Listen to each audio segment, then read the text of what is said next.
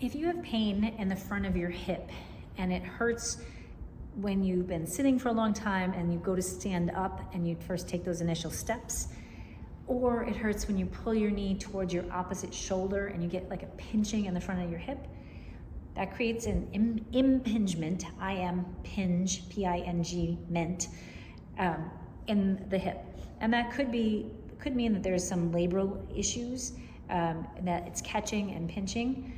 It also could mean that your hip flexor is tight and it's not allowing the joint to move normally.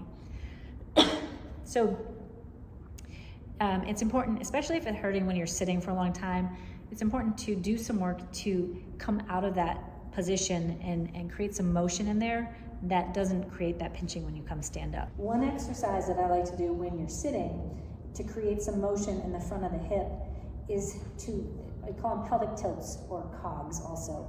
I'm thinking cogs of the wheel if you're working from the ribs down. If we're just looking at the pelvis, you're gonna sit forward on the front of those two sit bones. You can feel your sit bones underneath your butt. Rock forward, that will shorten the hip flexor. And then if you rock back, that's gonna lengthen the hip flexor. Now you might not feel much work into the hip flexors as you're doing this rocking back and forth,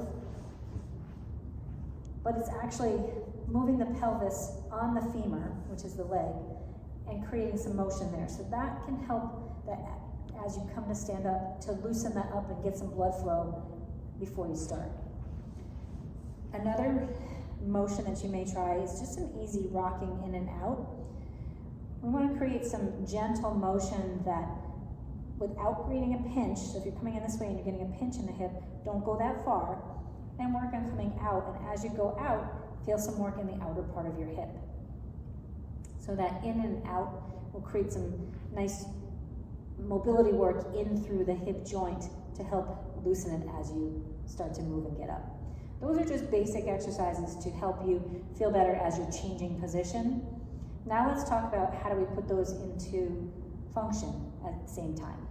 One way that you can decompress the hip is to be in half kneeling, which is one leg up and one leg down. We want to set the down knee directly up underneath the hip. So making sure that we're not leaning out to the side this way, that we create some nice stability there. This in itself creates a little decompression in through the hip and creates some length in through that hip flexor as well. You don't actually even have to get into a hip flexor stretch. We're just looking to just be in this position and create some stability in the outer part of the hip. This also can lead to a hip flexor stretch by taking the posterior tilt that we learned when we were sitting from this position, tucking your bottom under, keeping the ribs down. For me, that's where I feel my stretch today. So that might be as far as you go. And I like to do this as a rock back and forth. So again, you're gonna stick your butt back, come up to center, tuck your butt under, come forward if you need to feel a stretch, come back to center, and stick your butt back. So we're creating an equal balance between the front of the hip and the back of the hip, and not just getting in and stretching. I see a lot of people compensating and arching their back. We want to make sure we maintain that pelvis on the femur, and we keep our ribs engaged at the same time to create that nice even motion. When the hip is sore, just being down in this position can feel really good. I would try it on both sides. If you're getting pinching with the up leg, only do it with the leg that feels the down leg. So if my right leg is the one that's sore, I might stay here if it hurts to have my leg up and out this way. Second exercise in this position you can do, bringing it out to the side. So we're going to start, even just without holding any weights, rocking that knee over the ankle to get a little stretch on the inner thigh. This should feel nice, not bad. And then once we've done that a few times to loosen up the inner thigh, we're going to actually rotate away from the up leg towards the down leg. And this is going to create a lot of work on the outer part of the hip. And so kind of creating some balance. So we do some rocking back and forth, and then we do some rotation to create the stability in the lateral rotators. If we take that up into standing, we can go into the same position. So start with your feet parallel, step forward with your left leg. We're gonna assume we're working on the right leg. Make sure your toes point straight forward.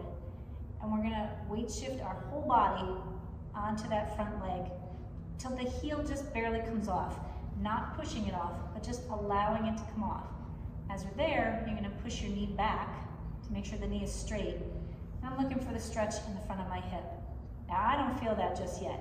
So I'm gonna do that same posterior tilt, tucking the bottom under, trying not to squeeze glutes too much, just allow that pelvis to tuck to get the front of the hip. Once we find that, we can rock back and forth. And you can rotate your pelvis towards that leg to get a little bit more into that hip flexor. Now I don't want you to stay here and hold this as a static stretch. We want to create mobility. So we're going to find the stretch and come out of it. And again, this one I would switch legs and try to work into that front leg now. And as we come into that front leg, kind of leaning forward to get into the glutes. We're only going to do 3 or 4 of these because the leg will get tired pretty quickly. You can put that together, shift forward, find the stretch in the front of that hip, and then step forward with the right foot, lean to get into the glutes. This will create some balance between the front of the hip and the back of the hip to allow the muscles to work more evenly, and will, over time, open up that hip so that you don't get that impingement. Working on these exercises in a flow, that you're moving in and out of the motion that you're working on, will help to balance both sides of the joint, like we talked about. It will create movement and will create more stability around. When we stretch too much, when we try to just keep overstretching, we're not making changes, it's likely not a matter that we need to actually stretch the muscle. So without muscle testing and checking to see what's overworked versus underworked, if you can get in and move in and out of that and create that balance, we're gonna come in, find the stretch. We're actually creating some strength at the same time because we're taking it to its end point and creating an eccentric load, which is like a lowering mode to help work that muscle a little bit harder. So we are lengthening it and strengthening it at the same time.